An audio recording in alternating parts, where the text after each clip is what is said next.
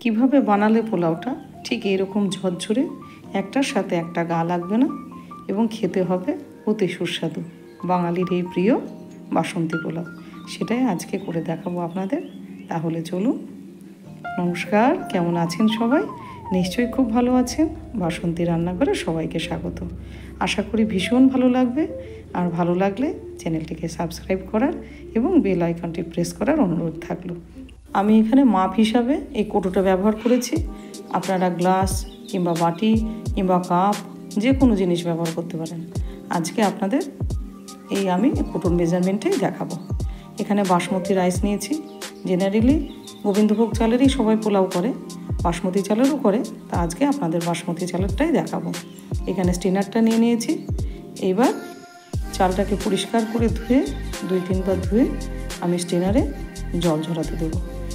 চালটা জল ঝরিয়ে এবং আমি শুকিয়ে ফ্যানের নিচে শুকিয়ে চালটাকে নিয়ে নিয়েছি। এইবারে দেব হাফ চামচের একটু বেশি ঘি, 1 চামচের কাছাকাছি দেব একটু লবণ, পিঙ্ক সল্ট, দেব একটু হলুদ পরিমাপ মতো। এবারে দেব আদা বাটা, 1 চামচ আদা বাটা আছে এখানে, দিয়ে ভালো করে মাখিয়ে নেব।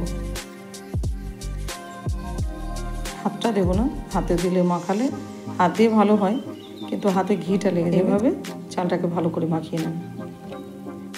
এখানে আমি 1.5 কৌটো চাল নিয়েছি আর নিয়েছি 3 কৌটো জল। জলটাকে গরম বসাতে দিয়েছি। যা চাল নেব তার ডবল জল নেব। এখানে প্যানটা গরম করে অল্প ঘি দিয়ে আমি কাজু আর এখানে কিশমিশ নিয়েছি। এটা ভালো করে ভেজে নেব হালকা ব্রাউন করে। আমি ঘিটা এখানে অল্প ব্যবহার করেছি। ভাজা হয়ে গেছে। গোটা গরম মশলা ফোড়ন দেব।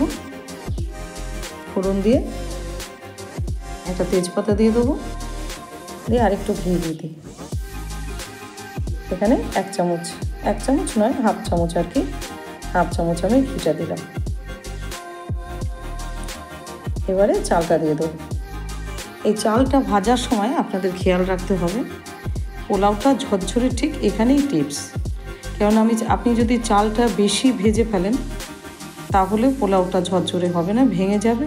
এবং চালটা যদি কম ভাজেন তাহলেও কিন্তু পোলাওটা আপনি যেরকম চাইছেন সেরকম। আমি এখানে মিনিট 5 চালটা ভেজেছি, 5 থেকে 6 মিনিট। এবার জলটা গরম হয়ে গেছে, সেই জলটা আমি দিয়ে দেবো।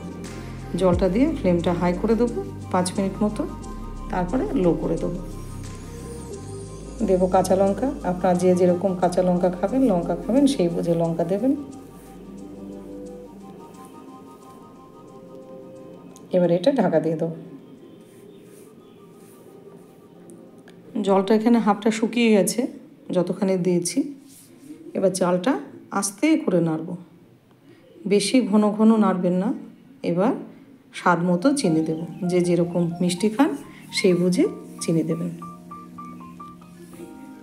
দিলাম কাজু কিশমিশ, একটুখানি রেখে দিই গার্নিশের জন্য। এবার আলতো হাতে নাড়বেন, খুব আদুরে জিনিস তো, একটু বেশি ঘন নাড়া হয়ে গেলে কিন্তু পোলাওগুলো ভেঙে যাবে। একদম পুরো খিলা ঝরঝরা একদম পোলাওটা হয়েছে। দিয়ে আবার ঢেকে দেবো চিনি দিয়ে। চালটা যেহেতু আমাদের এখনও আরেকটু সেদ্ধ হবে, দেখতেই পাচ্ছেন পোলাওয়ের চেহারা দেখে একদম পুরো গোটা গোটা চাল, একটা ভাঙেনি। একটু করে মাঝে সাঝে একটু নেড়ে দেবেন আর ঢাকা দিয়ে দেবেন যাতে নিচে লেগে না যায়। আবার খুলে দিলাম ঢাকাটা। আর একটু জল আছে দেখতেই পাচ্ছেন এখনো। এবারে দিয়ে দেবো আর একটু ঘি। অসম্ভব টেস্ট হয়েছিল, দারুণ দারুণ। অবশ্যই বাড়িতে আপনারা এইভাবে একবার ট্রাই করবেন। গোবিন্দভোগ চালের তো সবসময় করেন, কিন্তু বাসমতি চালের এরকম ঝরঝরা একদম বিয়েবাড়ি স্টাইলে যদি পোলাও খেতে চান তাহলে কিন্তু এই টিপসগুলো আপনাকে ফলো করতে হবে। আবার একটু নেড়ে দিই, দেখে নিই এবার।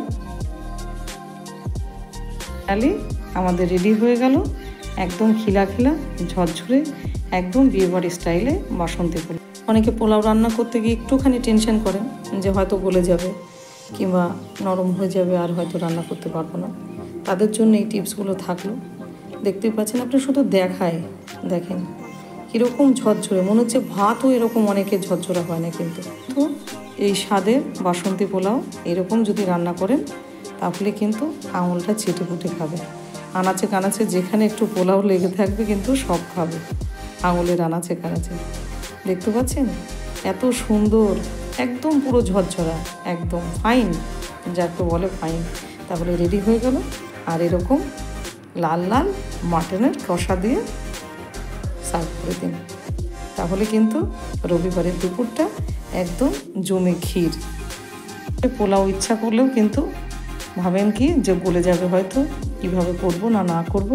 যদি এই টিপসগুলো ফলো করে থাকেন তাহলে কিন্তু এই রকম একদম ঝরঝরা পোলাও আপনার বাড়িতে অনায়াস হয়ে বানিয়ে নিতে পারবেন এবং খুব সহজে।